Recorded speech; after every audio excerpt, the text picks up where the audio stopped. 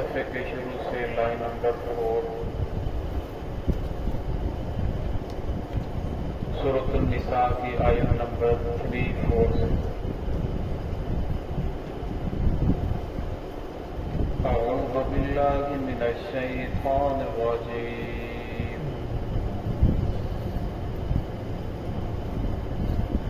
بسم اللہ الرحمن الرحیم،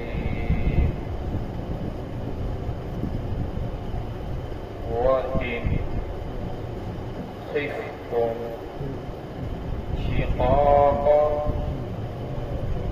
بَيْنِهِمَا فَابْعَثُوا حَكَمًا مِّنْ أَهْلِهِ وَحَكَمًا مِّنْ أَهْلِهَا إِن يُرِيدَا إِصْلَاحًا يُوَفِّقِ اللَّهُ بَيْنَهُمَا إِنَّ اللَّهَ كَانَ عَلِيمًا خَبِيرًا۔ وَاعْبُدُوا اللَّهَ وَلَا تُشْرِكُوا بِهِ شَيْئًا وَبِالْوَالِدَيْنِ إِحْسَانًا وَبِذِي الْقُرْبَى وَالْيَتَامَى وَالْمَسَاكِينِ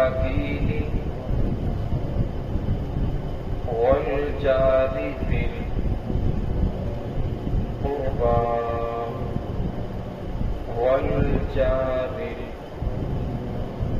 الْجُنُبِ وَالصَّاحِبِ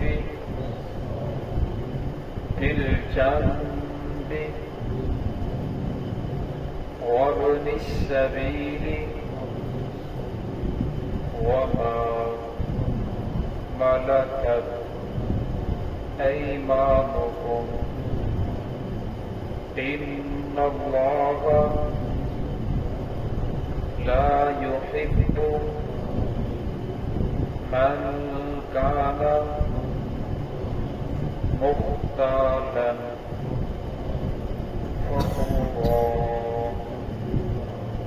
سماعت۔ بسم اللہ الرحمن الرحیم، وَإِنْ خِفْتُمْ شِقَاقَ بَيْنِهِمَا فَابْعَثُوا حَكَمًا مِّنْ أَهْلِهِ وَحَكَمًا مِّنْ أَهْلِهَا إِن يُرِيدَا إِصْلَاحًا يُوَفِّقِ اللَّهُ بَيْنَهُمَا إِنَّ اللَّهَ كَانَ عَلِيمًا خَبِيرًا۔ وَاعْبُدُوا اللَّهَ وَلَا تُشْرِكُوا بِهِ شَيْئًا وَبِالْوَالِدَيْنِ إِحْسَانًا وَبِذِي الْقُرْبَى وَالْيَتَامَى وَالْمَسَاكِينِ وَالْجَارِ ذِي الْقُرْبَى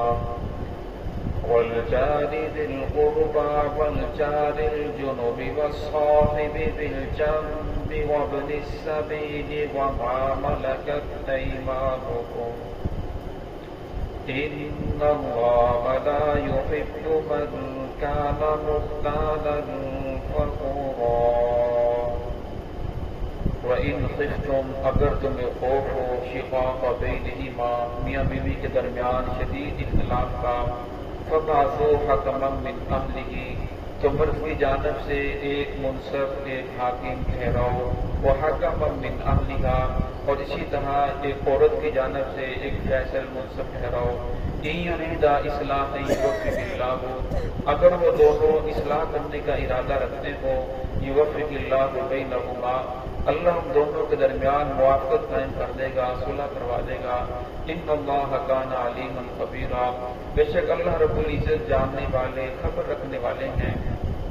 वाबुदुल्लाह, अल्लाह की इबादत करो, वला तुशरिकू बिही शैआ, उसके साथ किसी चीज़ को शरीक न करो। वबिल वालिदैन इहसाना, वालिदैन के साथ अच्छा सलूक करो। वबिज़िल कुर्बा, रिश्तेदारों के साथ अच्छा सलूक करो। वल यतामा, यतीमों के हकूक अदा करो। वल मसाकीन, मिस्कीनों को भी हकूक अदा करो। वल जारि ज़िल कुर्बा, और जो आपका करीबी रिश्तेदार पड़ोसी है उसके हकूक अदा करो। वल जारिल जुनुबी, और जो आपका दूर का पड़ोसी है, रिश्तेदार नहीं है, उसके भी हकूक अदा करो।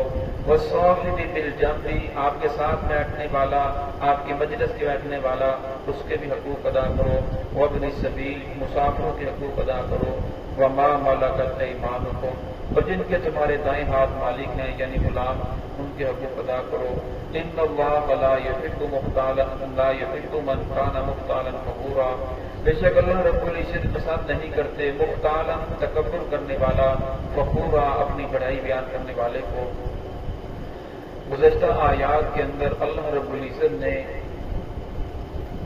खामद को अपनी बीवी को समझाने के लिए कोई ऐसी बात है जो बर्दाश्त से बाहर है, वो ऐसा काम इख्तियार करती है जो इंसान की बर्दाश्त के अंदर नहीं है, तो फरमाया अल्लाह रब्बुल इज़्ज़त के 3 तरीके बयान फरमाए थे। पहला तरीका यह है कि इंसान उसे समझाए, और समझाने के बाद अगर वो समझ जाए तो बात रफा दफा हो जाएगी, खत्म हो जाएगी। फरमाया समझाने के बाद फिर भी बीवी ना समझे, फिर अपने बिस्तर को उससे अलग कर ले, चंद दिन उससे बोल जाल बंद कर दे। फरमाया फिर भी ना समझे तो तीसरा दर्जा था कि अदब सिखाने के लिए, तंबीह करने के लिए हल्का फुल्का उसे मारे ताकि वो उस हरकत से बाज आ जाए। तो फरमाया अगर फिर भी वो बात ना, ये तीनों तरीके हैं, फरमाया इससे फायदा ना हो, फिर चौथा तरीका यहाँ बयान किया इस आयत के अंदर। फरमाया अगर तुम्हें खौफ हो कि अब इनके दरमियान में तलाक तक नौबत पहुंच जाएगी, फिर मर्द की जानब से, खावत की जानब से एक आदमी को मुकर्रर किया जाए, फैसल मुनसब ठहराया जाए, और इसी तरह औरत की जानब से एक आदमी को मुनसब ठहराया जाए। और फरमाया वो दोनों खानदान में से हो, करीबी रिश्तेदारों में से हो। हाँ, अगर करीबी रिश्तेदारों में से कोई नहीं मिलता तो फिर बाहर से मुकर्रर किया जा सकता है, क्योंकि जो रिश्तेदार होते हैं, बरादरी होती है, खानदान वाले होते हैं, उन्हें पता होता है कि इनकी क्या क्या आदात हैं, तो इनको डील कैसे करना है। और फरमाया फिर जो खानदानी, जो अपनी रिवायात हैं, अपनी बातें हैं, वो बाहर कैसे निकलेगी, वो खानदान बरादरी के अंदर ही रह जाएगी। हाँ, अगर बरादरी के अंदर, खानदान के अंदर, रिश्तेदारों के अंदर आपको कोई 2 मुनसिफ आदमी नहीं मिलते तो फिर बाहर से मुकर्रर किए जा सकते हैं। तो अल्लाह रब्बुल ने फरमाया ई युरीदा, अगर वो जो दोनों मुनसिफ ठहराए जा रहे हैं वो दोनों इस्लाह करने का इरादा कर रखते हों, युवफ़्फ़िक़िल्लाहु बैनहुमा, वरना फिर अल्लाह रब्बुल के दरमियान में सुलह करवा देगा कि वो दोनों जो मुनसिफ है किसी की तरफदारी ना करें कि मर्द की जानब से तरफदारी हो जाए या किसी और की जानब से एक के हकूक को दबाएं, दूसरे के हकूक को ऊपर ले जाए। फरमाया ऐसा नहीं, जिस तरह गुज़श्ता आयत के आखिर में लगा इन्नल्लाह काना अलीय्यन कबीरा, अल्लाह बड़ा अज़मत वाला है। अल्लाह रब्बुल इज़्ज़त बंदों को माफ कर देते तो खामद को भी अपनी बीवी को माफ कर देना चाहिए। अल्लाह तो आलिमुल गैब है, वो तो खालिक है, ये मखलूक को भी माफ नहीं करता, लिहाजा इसे भी देखना चाहिए कि मेरा खालिक कितना गफूर रहीम है। तो इस आयत के आखिर में अल्लाह रब्बुल फरमाया इन्नल्लाह काना अलीमन खबीरा, अल्लाह रब्बुल इज़्ज़त जानने वाला है, खबर रखने वाला है। अगर तुम इंसाफ नहीं करोगे या किसी की तरफदारी करोगे तो फरमाया फिर तुम्हें भी अल्लाह के यहाँ जवाब देना होगा। आगे वाली आयत के अंदर अल्लाह रब्बुल इज़्ज़त ने कुछ आदाब बयान फरमाया। पहला फरमाया वाहबुदुल्लाह, की इबादत सिर्फ अल्लाह रब्बुल इज़्ज़त की करनी है, अल्लाह के अलावा किसी और की इबादत नहीं करोगे। फरमाया इबादत के लायक सिर्फ वही खालिक है, वही मालिक है, वही मस्जूद है। फरमाया सजदा उसी के सामने करो, ये पेशानी अल्लाह के अलावा किसी और के सामने न झुके, बल्कि जिस मालिक ने तुझे पैदा करना है, फरमाया ये पेशानी उसी के सामने झुकनी चाहिए। वला तुशरिकू बिही शैआ, फिर आगे फरमाया दूसरा हुक्म बयान फरमाया, फरमाया उसके साथ किसी चीज को शरीक न करो। मुश्किल कुशा हाजत रवा अल्लाह रब्बुल इज़्ज़त की जात है। फरमाया दुनिया के अंदर कोई भी परेशानी आ जाए, अल्लाह फरमाते हैं वनहनु अक़रबु इलैहि मिन हब्लिल वरीद, मेरे बंदे मैं तो तेरी शहारत से भी ज्यादा करीब हूँ। जो परेशानी आ जाए तो मुझसे सवाल तो कर। फरमाया मांगना तेरा काम है, अदा करना मेरा काम है। हदीस पाक में आता है, फरमाया जब बंदा हाथ उठाकर मांगता है, अल्लाह फरमाते हैं मुझे शर्म आती है उसके खाली हाथ उठाते हुए। फरमाया इंसान जो भी दुआ मांगता है उसकी कोई दुआ खाली नहीं जाती। بعض وقت انسان سمجھتا ہے میں دعا مانگتا ہوں لیکن پوری نہیں ہوتی، حدیث پاک میں آتا ہے، اور میں بعض مرتبہ انسان دعا مانگتا ہے وہ فوراً قبول ہو جاتی ہے، اور بعض مرتبہ دعا مانگتا ہے اللہ سمجھتے ہیں کہ یہ اس کے حق میں اس وقت دعا قبول کرنا اس کے لیے فائدہ مند نہیں ہے، اللہ رب العزت آنے والی کسی مصیبت کو اسے دور کر دیتے ہیں اور اس کے لیے آخرت کے اندر ذخیرہ کر لیتے ہیں، اور میں قیامت کے دن جب آدمی کو پتہ چلے گا یہ چیزیں بھی میری ہیں، یہ بھی میری ہیں، یہ بھی میرے ہیں، تو پریشان ہوگا میں نے تو اتنی نیکیاں کی نہیں، تو اللہ کو فرمائیں گے فلاں وقت تم نے دعا کی تھی، تم نے سمجھا تھا شاید قبول نہیں ہوئی لیکن میں نے اسے قبول کر لیا تھا، اگر فوراً اس کے اثرات ظاہر ہو جاتے، تیرے حاسدین پیدا ہو جاتے، تیرے دشمن کھڑے ہو جاتے، لیکن میں نے تیرے لیے ذخیرہ کر لیا ہے، اب تجھے یہ انعام مل رہا ہے۔ فرمایا اس وقت انسان یہ تمنا کرے گا کہ کاش پوری دنیا میں کوئی بھی دعا قبول نہ ہوتی۔ آگے فرمایا وہ اپنے والدین انسان والدین کے ساتھ اچھا سلوک کرو۔ اللہ رب العزت نے قرآن پاک کے اندر جگہ جگہ ارشاد فرمایا، جہاں فرمایا کہ اللہ کے علاوہ کسی اور کی عبادت نہ کرو، اللہ رب نے پھر وہاں یہ بھی فرمایا کہ والدین کے ساتھ اچھا سلوک کرو۔ حدیث پاک میں آتا ہے فرمایا والدین کو کچھ چیزوں کو صرف دیکھنا عبادت ہے، بیت اللہ کی زیارت کرنا عبادت ہے، والدین کی صرف عبادت کرنا زیارت ہوتی ہے، ان کی زیارت کرنا عبادت ہے۔ حدیث پاک میں آتا ہے کہ جو بچہ اپنے والدین کو صرف محبت کی نظر سے دیکھتا ہے، یہ میرا باپ ہے، یہ میری والدہ ہے، فرمایا اللہ رب العزت اس آدمی کو مقبول حج کا ثواب عطا فرماتے ہیں۔ صحابہ نے پوچھا یا رسول اللہ جو دن میں 100 مرتبہ دیکھے، فرمایا جو 100 مرتبہ دیکھے اللہ رب العزت 100 مقبول حج کا ثواب عطا فرماتے ہیں۔ اللہ کے خزانے بہت بڑے ہیں، بہقی کی روایت ہے، فرمایا اگر والدین دنیا سے چلے جائیں تو جو شخص جمعے والے دن والدین کی جا کر صرف قبر کی زیارت کرتا ہے، فرمایا قبر کی زیارت کر کے اللہ رب العزت مقبول حج کا ثواب عطا فرماتے ہیں۔ لیکن آج کل حالات بگڑ چکے ہیں۔ قرب قیامت کی نشانیوں میں سے ایک نشانی یہ بھی ہے، فرمایا قرب قیامت کی نشانیوں میں سے ایک نشانی یہ ہے کہ باپ کو دور کیا جائے گا، دوست کو قریب کیا جائے گا، دوست کا اظہار کرام کیا جائے گا، لیکن باپ کی بے ادبی کی جائے گی۔ فرمایا جب اولاد اپنے والدین کی بے ادبی کرنے لگے، فرمایا سمجھو اب قیامت قریب ہے، اب قیامت آنے والی ہے۔ فرمایا اگر آپ کا باپ پیسوں کو فضول خرچی کے اندر ڈال رہا ہے، پیسے فضول جگہ خرچ رہا ہے، آپ تب بھی پوچھ نہیں سکتے کہ آپ اس طرح کیوں کر رہے ہو، پیسہ آپ کا ہے لیکن والد ضائع کر رہا ہے۔ آج اللہ کی حدیث ہے انت ومالک لابیک، تو اور تیرا مال تیرے باپ کا ہے، یعنی باپ جو بھی کرے باپ سے آپ پوچھ نہیں سکتے۔ تو فرمایا یہ ماں باپ دنیا کی اتنی بڑی نعمت ہے، انسان کو اس وقت پتہ چلتا ہے جب یہ انسان اس نعمت کو کھو بیٹھتا ہے۔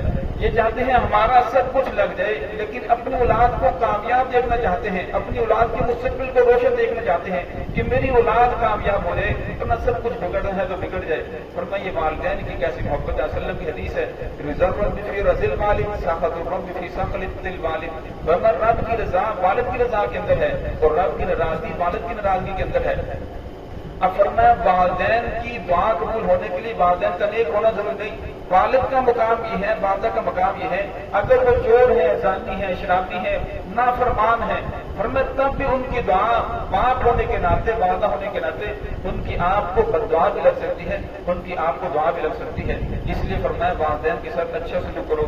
وَذِي الْقُرْبَىٰ، اور فرمایا قریبی جو رشتہ دار ہیں، بہن بھائی ہیں، چچا تایا ہے، خالہ ہے، ماں ہے، پھوپھی ہے، ان سب کے ساتھ بھی اچھا سلوک کرو۔ وَالْيَتَامَىٰ، فرمایا یتیموں کے ساتھ بھی اچھا سلوک کرو۔ فرمایا جب باپ دنیا سے چلا جاتا ہے جو یتیم ہوتا ہے وہ سہارے کا محتاج ہوتا ہے، فرمایا اس لیے اس کا سہارا بن جاؤ، لیکن شریعت کے اندر جب بچہ بالغ ہو جائے تو پھر اس کی یتیمی ختم ہو جاتی ہے۔ نابالغ کی حالت کے اندر بچہ یتیم ہوتا ہے۔ والمساکین، مسکین اسے کہتے ہیں جو صاحب نصاب نہ ہو، جس کے اوپر زکوٰۃ نہ آتی ہو، فطرانہ نہ آتا ہو، مشر قربانی واجب نہ ہو، فرمایا اس کے ساتھ بھی آپ کچھ نہ کچھ تعاون کرو۔ والجار ذی القربیٰ، اور فرمایا اس طرح جو آپ کا پڑوسی ہے پھر رشتہ دار بھی ہے اس کے ساتھ اچھا سلوک کرو۔ والجار الجنوبی، اور فرمایا جو آپ کا دور کا پڑوسی ہے اس کے ساتھ بھی اچھا سلوک کرو۔ حدیث پاک میں آتا ہے حضرت عائشہ صدیقہ رضی اللہ عنہا نے فرمایا یا رسول اللہ پڑوسی کہاں تک ہے، پڑوسی کے حق کہاں تک ہے؟ تو اصل فرمایا 40 گھروں تک، دائیں بائیں آپ کے 40 گھروں تک وہ آپ کے پڑوسی ہیں۔ فرمایا یا رسول اللہ 40 گھروں کا کون اکرام کرے گا، کس آدمی کے پاس اتنی طاقت ہے؟ تو اصل فرمایا پھر جس کا گھر آپ کے گھر کے قریب ہو، جس کا دروازہ آپ کے دروازے کے قریب ہو آپ اس کا اکرام کرو۔ فرمایا پڑوسی کی دعوت کی جائے، اس کو ہدیہ دیا جائے، اگر بیمار ہے تو کسی بیمار پڑوسی کی جائے، اور فرمایا اگر پریشان ہے تو اس کو دلاسا دیا جائے، اگر فرمایا وہ مالی حالت اس کی کمزور ہے تو آپ کو اللہ رب نے مال و دولت دیا ہے، فرمایا مال کے ذریعے اس کا تعاون کیا جائے۔ اور فرمایا والجار الجنوبی، جو دور کا پڑوسی ہے یا آپ کا رشتہ دار نہیں ہے تو فرمایا اس کا بھی خیال رکھنا چاہیے۔ والصاحب بالجنب، اور فرمایا آپ کے ساتھ بیٹھنے والا، مسجد کے اندر بیٹھنے والا، دفتر کے اندر بیٹھنے والا، سفر کرتے ہوئے 10 منٹ آدھا گھنٹہ آپ کے ساتھ سیٹ پر بیٹھنے والا، فرمایا اس کا بھی حقوق ادا کرو، اس کے ساتھ بھی اچھا سلوک کرو، یا اس طرح جو آپ کے پارٹنر ہیں، آپ کے ساتھ کام کرنے والے ہیں، فرمایا ان کا خیال رکھو، بے ادبی سے نہ پکارو، ان کو ادب سے پکارا جائے، ان کا اعزاز و اکرام کیا جائے، فرمایا اس سے محبت بڑھتی ہے۔ اب فرمایا دو آدمی بیٹھے ہیں، تیسرا آدمی اگر آپ بیٹھ رہا ہے تو جگہ کم ہے تو ہمیں چاہیے کہ اسے جگہ دیں، لیکن آنے والے کو بھی دیکھنا چاہیے کہ ان دو کے درمیان جگہ بھی ہے یا نہیں، ایسے ہی میں گھس تو نہیں رہا، اگر فرمایا ایسے ہی گھس رہا تو وہ خود بھی گناہ گار ہو رہا ہے تو دوسرے گناہ گار نہیں ہو رہے، اس لیے فرمایا جو آپ کے پاس بیٹھنے والا ہے اس کا بھی اعزاز و اکرام کیا جائے۔ اگر انسان اسلامی اصولوں پر آ جائے، فرمایا زندگی کے اندر کبھی بگاڑ نہیں آتا، زندگی کے اندر انسان کو کبھی پریشانی نہیں آتی۔ وہ پھر اس اس طرح فرمایا جو مسافر ہے، سفر کے اندر اس کے اوپر کوئی ایسے حالات پیدا ہو گئے جس کی وجہ سے اس کے پاس دادرا ختم ہو چکا ہے، فرمایا اس کے ساتھ آپ کچھ نہ کچھ تعاون کرو۔ وما ملکت یمینکم، تو فرمایا جن کے تمہارے دائیں ہاتھ مالک ہیں یا غلام ہیں، آج کے دور کے اندر تو غلامی والا سسٹم نہیں ہے، تو آج کے دور کے اندر فرمایا جو آپ کے ماتحت افراد ہیں جن کو آپ تنخواہ دیتے ہو، آپ کے نیچے کام کر رہے ہیں، فرمایا صرف تنخواہ ہی نہ دو بلکہ آپ کو چاہیے کہ ان کے ساتھ ویسے بھی دیکھنا چاہیے کہ گھر کے حالات ان کے کیسے ہیں، تو وقت وقت ان کے ساتھ تعاون کرتے رہنا چاہیے۔ ان اللہ لا یحب من کان مختالا فخورا، فرمایا اللہ رب العزت پسند نہیں کرتے مختالا تکبر کرنے والا، جس کی حرکات سے تکبر ظاہر ہو، اور فخورا جو اپنی بڑائی بیان کرنے والا، فرمایا ان لوگوں کو اللہ رب العزت پسند نہیں کرتے۔ آپ صلی اللہ علیہ وسلم کی حدیث ہے الکبریاء ردادی، فرمایا تکبر میری چادر ہے، جو انسان اسے پھاڑنے کی کوشش کرے گا میں اسے 5 کر دوں گا، اس لیے فرمایا انسان کو تکبر نہیں کرنا چاہیے، بڑی ذات اللہ رب العزت کی ذات ہے۔ دعا ہے کہ اللہ رب العزت ہم سب کو صراط مستقیم پہ چلنے کی توفیق عطا فرمائے۔